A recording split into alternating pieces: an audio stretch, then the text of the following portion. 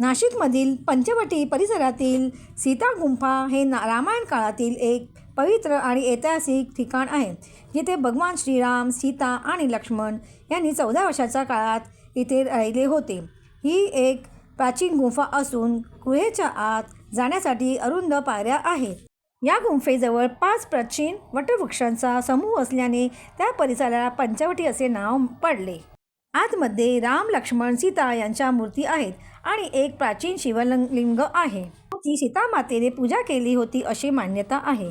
सीता गुंफा परिसरातच एक ऐतिहासिक व भव्य काळाराम मंदिर आहे. 1792 मध्ये हे मंदिर काळ्या पाषाणाने बांधले गेले होते. रामाची मूर्ती काळी आहे म्हणून या मंदिराला काळाराम मंदिर हे नाव पडले.